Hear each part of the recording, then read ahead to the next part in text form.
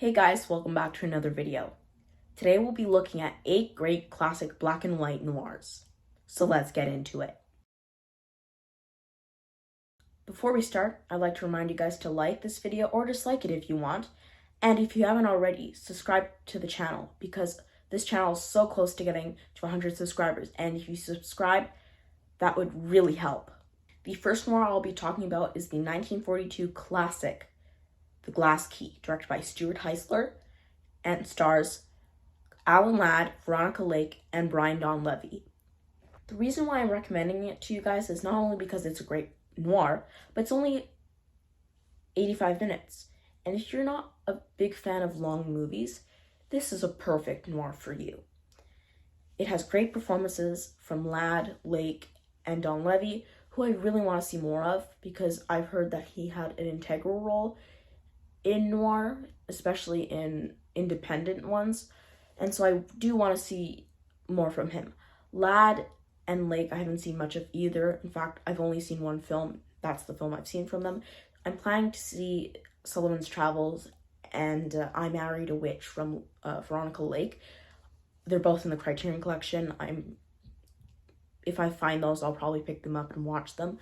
And then Alan Ladd, I don't know about him because I know he's in Shane, and then the other ones I mentioned, Blue Dahlia and This Gun for Hire, but I don't know of any other films. So if you guys can recommend some Alan Ladd films in the comments, comment down below because I really want some Alan Ladd film recommendations. So we're gonna move on to the next film, and this one's from 1944. It's produced by MGM. It's Gaslight. Gaslight was directed by George Cukor, who had previously seen him direct comedies with like Spencer Tracy, Katharine Hepburn, and Cary Grant, so it was a bit weird seeing him direct drama, and I believe it's the only drama I've seen from him to date. But this film was great, the direction was great, the performances were fantastic. Ingrid Bergman won an Oscar for this film. I believe it was her first. She's fantastic. She really deserved this win. She should have won for Casablanca too, but I think she still deserved to win for this film. It also stars Charles Boyer, who gives a very good performance, even though his character is very punchable. And it also has Joseph Cotton, who is very forgettable here. I forgot that he was even in this film. I think he gives better performances in Citizen Kane and Shadow of a Doubt, but I think he was still good here. This also has an early performance from Angela Lansbury. I don't know if it was her film debut. I think it was. But if it was, very impressive. Though I do prefer her later work, like in The Manchurian Candidate and her voice work in The Beauty and the Beast. But I think she's still great here. The cinematography is also another highlight. And the overall mood of this film, great. The music is also amazing. So as you can tell, this is a great film. I highly recommend it. I highly recommend going into this film blindly, like I did. I had no clue what the word gaslight even meant before watching this. And I was blown away after watching this. And I can't wait to rewatch it again. So that is Gaslight. Moving on to the next film, we have Orson Welles' The Stranger. The Stranger, like I mentioned before, is directed by Orson Welles, who also stars in the film alongside Loretta Young and Edward G. Robinson, one of my favorite actors of all time. I love the guy in pretty much everything I've seen him in, except for House of Strangers. I did not like him there. I thought he was okay, but not great. On to The Stranger. This is directed by Orson Welles. That's the reason why I want to see this. He made one of my favorite films of all time. It's not Citizen Kane. I do love Citizen Kane, but Touch of Evil is my favorite. I recently rewatched it. Fantastic. I don't know why I didn't love it on first watch. I don't know, but it's a fantastic film. I highly recommend you guys watch it. It's just so good. It's amazing. It's another great noir. I highly recommend. I don't know why I didn't mention that one. I'm sorry. Back to The Stranger. This film is great. The first half is a bit slow. It's a bit boring. But then as it goes on, it gets really good. It gets really suspenseful. It gets so good. And then the final 15 minutes are really fun, but not in like the funny sense. It's, it's also a film that, like the next film I mentioned, it deals with stuff with World War II. Orson Welles plays a German. He doesn't even have a German accent, I don't think, which I found a bit odd because, I don't know, why not put a German accent on the guy that's German? I don't know. That kind of irritated me a bit. Maybe he did, but maybe I didn't notice it. Sorry. So that's The Stranger. I thought it was really good.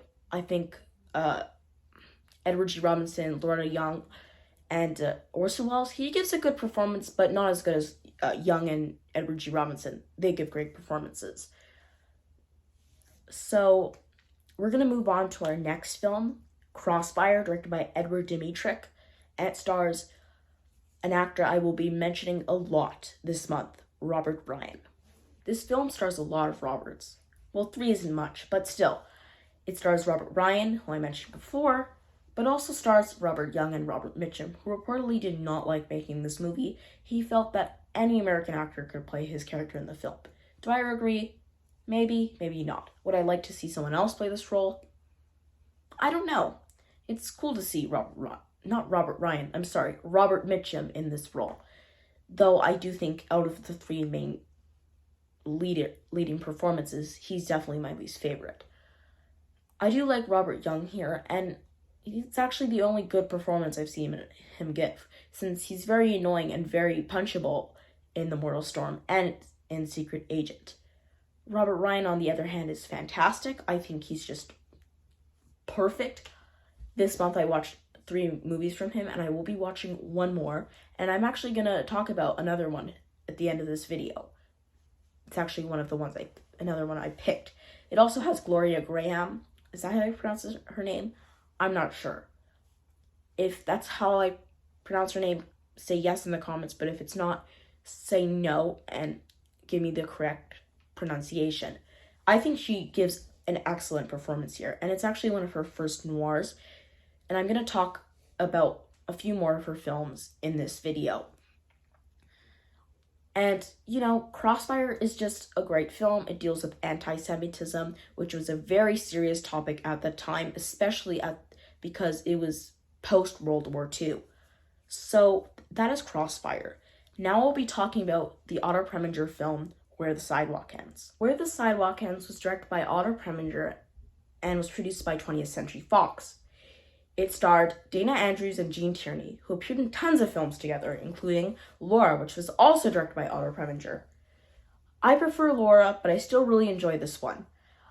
Unfortunately, I'm not a big fan of directors reusing the same actors, so this movie kind of lost points for that, but I'm just a bit nitpicky when it comes to my actor's choice for the film.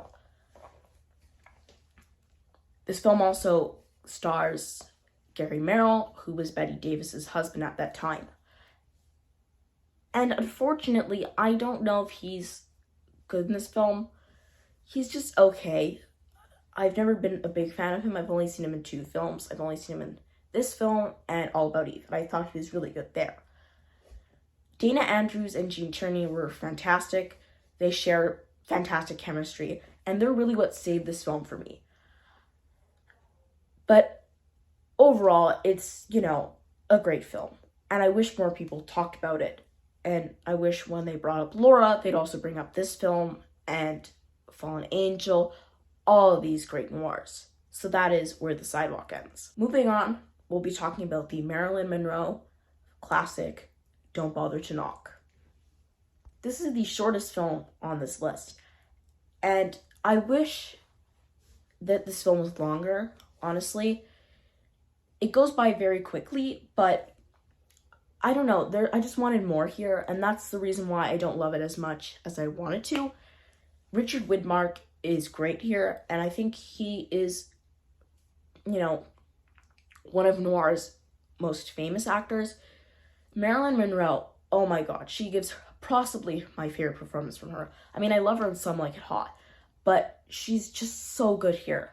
And I didn't know that she was such a fantastic dramatic actress. And, you know, it also has a great early performance from Anne Bancroft. And I believe is it Elisha or Alicia? I don't know how to pronounce his name. Elisha Cook Jr. also is in this film. And I'd seen him in some other films, The Maltese Falcon and The Killing, but he gives a great supporting performance here. And so this film is such a great noir, and it's very underrated. So I highly recommend you guys check out Don't Bother to Knock. Now we'll be talking about the 1953 Fritz Lang classic, The Big Heat. The Big Heat is brilliant. It's directed by Fritz Lang, who's quite possibly the greatest noir director of all time. You know, I've talked about some of his films before. I don't know if I talked about M, but that's another great film that I highly recommend you guys check out. But this film is fantastic. It has quite the cast. It has Glenn Ford, Gloria Graham, Jocelyn Brando, who was actually the sister of Marlon Brando, Alexander Scorby, and Lee Marvin. And I love Lee Marvin here. He's so good. He's evil in this movie. And I don't know if you guys have seen the most famous part of this movie, but if you guys haven't, just mute the volume because I will be spoiling this film. So my favorite scene in this movie is when Lee Marvin takes a coffee cup or a boiling coffee, boiling coffee, and just throws it at Gloria Graham's face. That's my favorite scene. And then when Gloria Graham's character dies at the end of the film, oh my god, it is so good. The way she dies in this movie, fantastic. Now you guys can unmute the volume. So, yeah. Back on this, not spoiling this film. I don't know why I was doing that before, but this film, just so good. I don't know what to say about it. It's just, how can I put into words my love for this film? The Big Heat is just one of those perfect noir watches, and I highly recommend you watch this film. It might even be my highest recommendation for this video. Odds Against Tomorrow was directed by Robert Wise, who's most notably famous for his editing and his musicals, West Side Story and The Sound of Music. The Sound of Music is actually one of my favorite films of all time, and if you haven't seen it, what are you doing? Watch it. But we're going to talk about Odds Against Tomorrow. Odds Against Tomorrow is about three men who plan a bank robbery, and out of the three men, we have Ed Begley, we have Robert Ryan, and Harry Belafonte. Yes, that Harry Belafonte. Robert Ryan is a racist, and Harry Belafonte is a black man. So obviously, there are major tensions there, and I'll spoil it, this movie, once again, sorry. So you guys are gonna have to mute. And when I do this, you guys can unmute. So, mute. So, when Ed Begley's character is killed, I don't know how they get there, but Robert Ryan and Harry Belafonte get to this nuclear power plant, and then something happens, and the nuclear power plant explodes. I love explosions in movies. I don't know. There's something about them that are just really somehow satisfying. Not satisfying. Satisfying is really a wrong word to use. But I just like seeing explosions in movies. I don't know. They're really cool. And there's a really big explosion. And unfortunately, Harry Belafonte's character and Robert Ryan's character are killed in this explosion. And the sad part about the ending is that Harry Belafonte's character had a family. He had a daughter. He had a wife. It's very sad. Robert Ryan's character I really didn't care for. I mean, I thought his performance here was brilliant, but his character I did not like at all. So you guys can unmute now. So if you guys really enjoyed this video, please like I mentioned before, or dislike if you didn't really like it. And also subscribe because you will help me get 100 subscribers, and I want to get to 100 subscribers as quick as possible, and hopefully by the end of the year. So that's a wrap.